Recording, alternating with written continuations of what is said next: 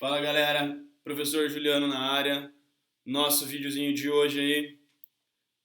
Afinal, pessoal, o que é a história? Vamos lá!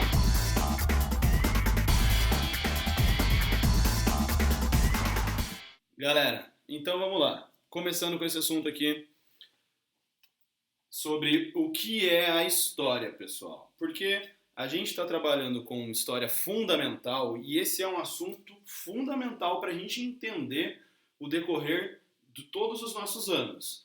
Tanto o sexto ano, quanto o sétimo ano, quanto todos os anos, até o médio, precisam saber o que é a história.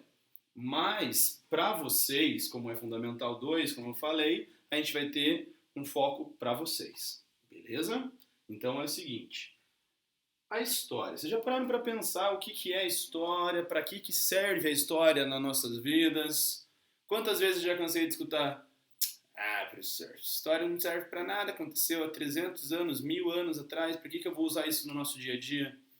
E é por isso que a gente tem que fazer esse vídeo, para você entender qual a importância da história para a nossa sociedade. Afinal de contas, a história está presente no nosso dia a dia. Todos os objetos, todas as coisas que a gente tem no nosso dia a dia possuem a sua própria história. Uma diferente da outra, mas possui a sua história. Para a gente poder começar a estudar o que é a história, a gente tem que começar com a definição do conceito de história. A história, pessoal, ela é então uma ciência. Toda ciência ela possui a sua metodologia, o seu modo de fazer e também tem que ter um objeto de estudo, tá? Qual que é o objeto de estudo da história, portanto? Os seres humanos. A história, ela é a história dos seres humanos. Você não vai ver eu falando da história dos dinossauros. Ah, professor, quando que a gente vai estudar a história dos dinossauros? Nunca. Isso não é história. História é uma ciência que estuda os seres humanos no tempo. A história é a ciência que estuda as ações desses seres humanos no tempo. Mas e como que a gente faz para estudar a história? A gente, pelo menos até hoje em dia, a gente não tem uma máquina do tempo para voltar lá na Mesopotâmia há 6.000 anos atrás para saber o que estava acontecendo lá, né? Mas a história tem a sua metodologia. Antes disso, a história ela é uma ciência, sim, porque ela possui o seu método e possui o seu objeto de estudo. Mas ela é uma ciência humana. Ela não é uma ciência exata, como, por exemplo, a matemática, ou a física e por aí vai. A história do campo das ciências humanas, assim como a sociologia, a geografia e por aí vai também. Então, galera, a história ela é uma ciência humana e não exata que estuda os seres humanos no tempo. Qual a diferença que tem da história para uma ciência exata como a matemática, por exemplo? Na matemática, as coisas conseguem se repetir. Estão me entendendo? Na história, não. Um acontecimento já foi, ele passou. É um fato histórico. Não tem como você repetir exatamente aquele fato com os mesmos agentes, no mesmo local e no mesmo tempo, principalmente. Por quê? Porque o tempo é o plasma da história, como diria um Mark Bloch. A história ela é diferente da matemática, mas ela é sim uma ciência. Ela tem a sua diferença de método. Onde é que está o método aqui? Ela tem a sua diferença de metodologia. Como que ela funciona? Dessa maneira. A matemática, A mais B vai ser sempre igual a C. 1 mais 2 vai ser sempre igual a 3. Não vai ter um dia que você vai acordar de mau humor e falar: acho que hoje mais 2 não é 3, não. Vai ter esse dia? Pode até ter, mas não adianta. Você não manda nisso. Essa matemática é uma ciência exata. Vai se repetir. Você consegue repetir aquilo sempre. Nunca vai mudar. Tá? A história não. Presta atenção no seguinte. Vamos usar um exemplo da Revolução Francesa. A gente não estudou, mas não importa, um exemplo. Revolução Francesa. O povo estava com fome, tinha um governo ali que estava desagradando o povo e culminou numa revolução. A mais B igual a C. Mas isso não vai se repetir sempre. Não é sempre que você vai ver um governo fraco com a população com fome que isso vai dar sempre uma revolução. Não, não é assim que funciona a história. Tá? A história não serve para prever o futuro. Ela é uma ciência que estuda os seres humanos no tempo para que a gente busque uma melhor compreensão do nosso presente, do nosso dia a dia. Não é para prever futuro. Entenderam? Ela não é uma ciência exata. Povo com fome, mais governo fraco, não é sempre uma revolução. Porque pode ter uma contingência, um agente externo. Vai que acontecesse um terremoto, ó a viagem do professor. Acontecesse um terremoto lá na França. E morreu Robespierre, sei lá. Morreu um cara importante para a revolução. Ela poderia não acontecer. Tá? Continuando então. A história, a ciência que estuda os seres humanos no tempo. Beleza. Mas ela tem um objeto de estudo que são os seres humanos no tempo. Mas como que ela vai estudar os seres humanos no tempo se nós não possuímos uma máquina do tempo ainda? Hein? Através dos vestígios que esses seres humanos deixaram pra gente. Beleza? Que vestígios são esses? As fontes. As fontes históricas, então, pessoal, como já foi dito, são vestígios deixados pela humanidade. Pela humanidade, não pela humanidade, né? Pela humanidade. Que vestígios são esses? Tudo que o ser humano pode produzir. Roupas, documentos e por aí vai. Para a gente poder falar um pouco mais sobre isso, a gente tem que começar a falar sobre o método historiográfico, que é o método da história. O método de se produzir o conhecimento histórico. Porque veja só, tem uma diferença entre a história que a tua vozinha te conta para você dormir, que também é uma história, da história como ciência. Não é verdade? Como eu já falei, história é uma ciência humana. Ela é diferente da história do Chapeuzinho Vermelho. É história? É história, mas isso aqui essa história que a gente estuda é a história baseada no conhecimento científico. Científico. Beleza? Como é que funciona o método histórico então, professor? Assim, ó. Você tem a fonte histórica. Tá vendo aqui a fonte histórica? Essa fonte histórica que você tem não fala por si só. Você não vai ter uma fonte histórica ali, você vai encontrar uma roupa do século XVII. Parece aqueles vestidos lá das princesas do Frozen, inclusive as roupas do século XVII. Você vai encontrar um vestido daquele, ela vai falar por si só? Não. Ela vai ser simplesmente uma roupa. Para você transformar, você tem que transformar aquela roupa, aquele vestígio, em uma fonte histórica. Você vai pegar, portanto, essa fonte histórica e fazer o que com ela? Toda a ciência é baseada na mesma coisa, a pergunta, a dúvida metódica. Você tem que questionar essa fonte, você tem que duvidar dela. Você pega a fonte e começa a encher ela de perguntinhas. Tá, mas você é de que período? Daí você vai procurando. Primeiro que era de uma mulher com um vestido. A cor, você vai selecionando as perguntas para você fazer para essa fonte. Tá entendendo? Você vai perguntando para essa fonte e ela vai te respondendo.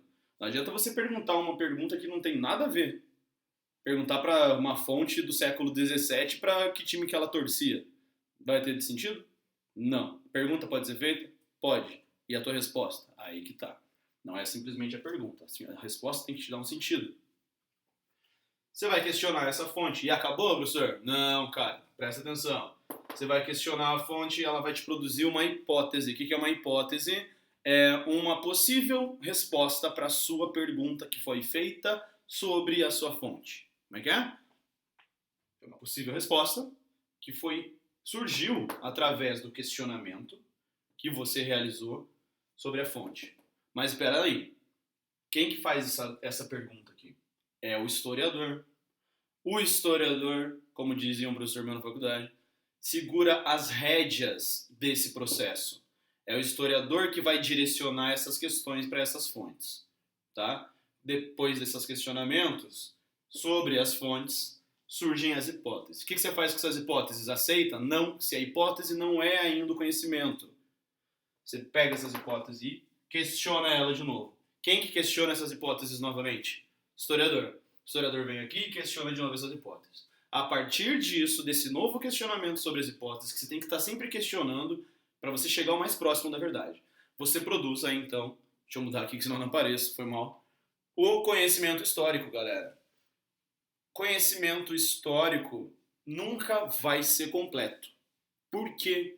Porque vai estar sempre sendo possível que surjam novos questionamentos. Sempre pode surgir novas perguntas sobre uma fonte, sobre o mesmo assunto. Tá? Pode surgir um novo conceito, uma nova teoria que não existia e perguntar sobre aquela fonte de outra maneira e aquela fonte pode responder. Beleza? Agora olha só. as diferentes fontes históricas. Antes disso, a gente tem que trabalhar as correntes principais da historiografia. Nossa, que nome chato, cabuloso, né? Mas é fácil. Historiografia, história é história. Ciência que estuda os homens do tempo. Grafia, marca, registro. Então, é o modo que é feita a história. Tá? Como que os historiadores escreveram essa história. Inicialmente, a gente vai trabalhar com as correntes mais recentes, para vocês não ficarem tão perdidos também, para não colocar muita coisa desnecessária. Primeiramente, o historicismo alemão, baseado num cara chamado Leopold von Ranke. Que bonito, o alemão. Baseado também nas ideias positivistas, que era você tratar praticamente as ciências humanas com uma metodologia muito semelhante à das ciências exatas, tá? O Ranke, que é um dos principais expoentes do historicismo, eu vou colocar uma fotinha dele aqui para vocês. Esse cara, nesse período, não somente ele, mas quem seguia a corrente historicista, contava-se praticamente a história dos vencedores, a história dos grandes feitos da humanidade, dos grandes estados. Para o historicismo, apenas as fontes, os documentos oficiais eram considerados fontes históricas. Tá? Somente os documentos de Estado, uma Constituição, documento de cartório, um documento de Estado, só isso era considerado uma fonte histórica. Tá, mas isso daí está contando somente os grandes fatos da humanidade. Mas e a classe mais baixa da sociedade, onde é que fica nesse processo? Não tinha participação. E é aí que vai ter essa mudança, com o materialismo histórico. O materialismo histórico também pode ser chamado da história vista de baixo. Por que a história vista de baixo? Porque é a população mais baixa aparecendo na história. Você pega e muda o paradigma, muda a perspectiva da história. São a galera que sofreu um pouco mais, os camponeses, os trabalhadores operários, que vão começar a ter uma participação na história. E quem que desenvolve isso? Lá na Alemanha de novo. Dois caras, o Karl Marx e o Friedrich Engels, desenvolvem essa teoria da história relacionada com as classes mais populares da sociedade. Porque até então, você tinha a história de uma guerra contada lá. Aconteceu um conflito, tal, saiu o vencedor, saiu o derrotado, beleza. Mas e as pessoas que participavam naquela guerra? O historicismo alemão contava a história dos grandes generais que comandaram os conflitos. Tá, mas e o cara que estava no frente de batalha levando chumbo grosso ali na cara? Esse cara também tem que ter a tua participação. Também tem que ter representação. Então o materialismo histórico vai puxar para esse lado. Ele é um modo mais socialista da história, tá? Depois do materialismo histórico, vai surgir uma revolução no pensamento historiográfico, no modo de a gente produzir a história, de produzir o conhecimento histórico. Por quê? Porque eles vão ampliar as fontes. Não é mais apenas os documentos de Estado como historicismo. Eles vão ampliar para o que você conseguir questionar. Você pode tirar, aí surgem outros tipos de fontes históricas, como por exemplo as fontes orais. Você transcreveu uma entrevista num papel e você transformar essa sua entrevista numa fonte histórica. Por quê? Você não pode fazer isso? O depoimento de um cara lá que viveu durante a Segunda Guerra Mundial pode ser uma fonte histórica valiosíssima, desde que ele não esteja doidão, né, por causa da guerra lá e tal, fiquem viajando.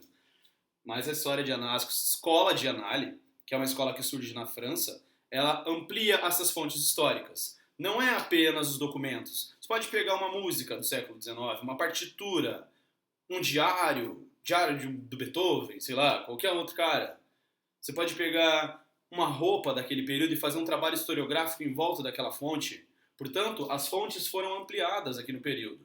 Essa escola de análise, ela foi fundada pelo Marc Bloch e pelo Lucien Febvre, lá no começo do século XX. E eles fizeram essa revolução no pensamento historiográfico. A história, portanto, começou a ser contada de várias maneiras, tendo várias fontes para expressar o pensamento histórico. Beleza, galera? Eu vou ficando por aqui, porque a gente tem que continuar com esse assunto ainda, mas falar mais sobre essas fontes históricas também. Vão se inscrevendo no canal, vai dando like, vai compartilhando, mostra pros amigos, fala pra galera das outras turmas que não é meu aluno pra ver, vai se inscrever no canal. E tchau!